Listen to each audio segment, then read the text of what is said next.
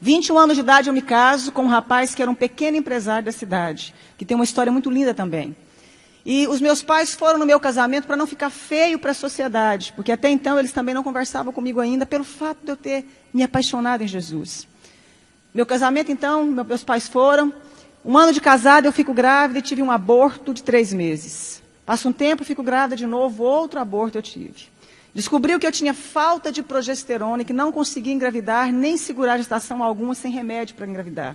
Então eu tomo remédio, fico grávida novamente, e com 8 meses de gestação, justamente no dia que eu completo 24 anos de idade, nasce a minha primeira filha, Letícia, branquinha dos olhos azuis como o pai, linda. A minha mãe ainda era muito longe de mim, os meus pais não se aproximavam de mim pelo fato de eu estar apaixonada em Deus. E eu me lembro que a minha mãe, então, foi ao hospital porque era a primeira neta que havia chegado na casa. E neto quebranta muito o coração dos nossos avós, dos pais, né? Mamãe foi no hospital e eu me lembro que eu pensei assim, que coisa boa, que bom que a minha mãe veio aqui agora me ver a netinha, né? E eu lembro que quando a minha mãe chegou, passados uns 10 minutos, pediram a minha menina, a enfermeira me pediu a neném para dar banho na neném e me devolver para me ter alta. A minha mãe, então, sai do quarto, chama a minha mãe, entrega a neném, passa um pouquinho, a minha mãe sai do quarto, chamaram também meu marido, e eu fiquei sozinha. E eu ainda falei assim para Deus, que bom que nada teve que acontecer, porque a minha mãe agora voltou a falar comigo. E ela simplesmente se negava a falar comigo. E eu me lembro que naquele momento, então, entra no meu quarto a chefe da pediatria do Hospital da Mulher em Goiânia. Aquela chefe da pediatria começou a acalentar as minhas mãos como ia me dar alguma notícia. Ela disse, mãezinha, acabou de acontecer uma fatalidade. A sua filha acabou de cair do braço da enfermeira e veio a óbito. Minha primeira filha caiu do braço da enfermeira e veio a óbito. É muito fácil você levar um bebê para casa, mas você levar um caixão é muito difícil, minha querida. Mas eu queria fazer um parêntese aqui e dizer o seguinte, lembra que a minha mãe me falava que eu ia perder um filho como ela havia me perdido para Deus? E eu fazia uma oração que Deus fizesse o que fosse preciso para encontrar o coração da minha família e se revelar a eles. A minha mãe não falava comigo, isso me doía muito. Quando então eu recebo a notícia, a minha mãe já havia recebido a notícia na porta do hospital.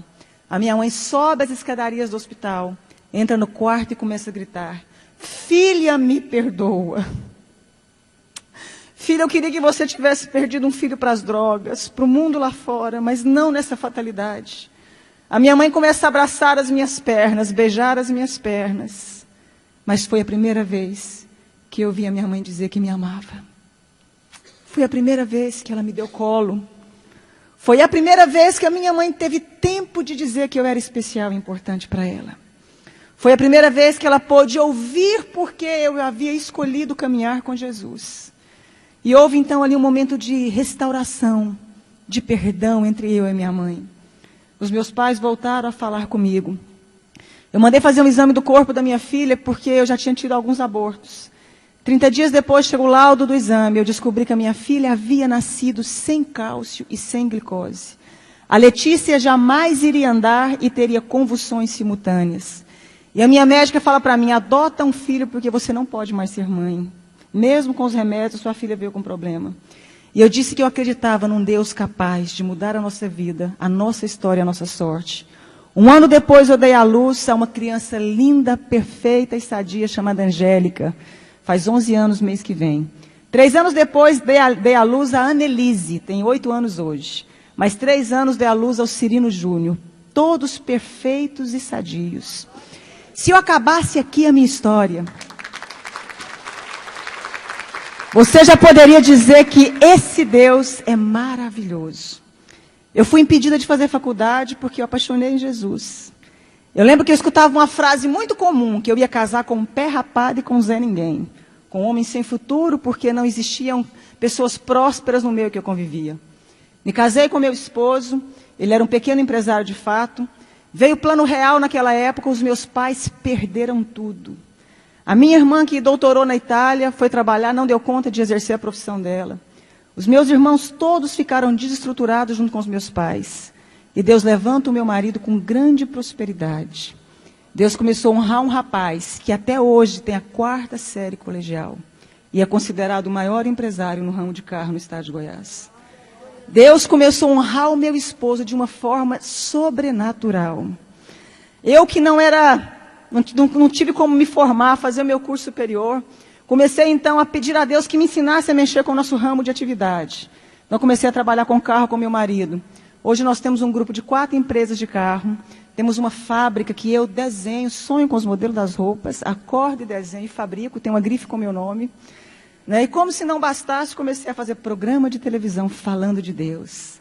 Falando de como sai de crise. Falando de como superamos os momentos difíceis da vida. E aí, autodidata ainda, Deus achou que não estava bom, me fez virar escritora. Tenho 35 livros escritos, 7 deles editados, né? E sou presidente também de uma ONG chamada Mulheres que Fazem a Diferença.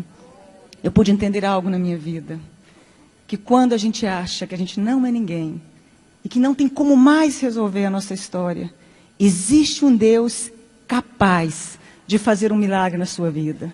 Existe um Deus capaz de mudar toda a sua história. Para terminar, os meus pais, quando perderam tudo, vieram trabalhar para nós. Meu pai trabalhou como meu motorista há muito tempo. Agora eu dei um caminhão para ele trabalhar na cidade do interior, cuidando de frete. A minha mãe é a chefe da minha fábrica. Os meus irmãos um tempo trabalharam conosco. Todos eles vieram trabalhar conosco. Deus, meu pai um dia chorando me disse, um dia eu te disse que Deus mudasse a sua história, mas eu não imaginava que eu fazia parte dela. Eu quero dizer uma frase para você, dentro do nosso tema. A pessoa que é covarde, ela não tenta fazer nada na vida. O fracassado, ele não termina. E o vencedor não desiste. Você nasceu para vencer.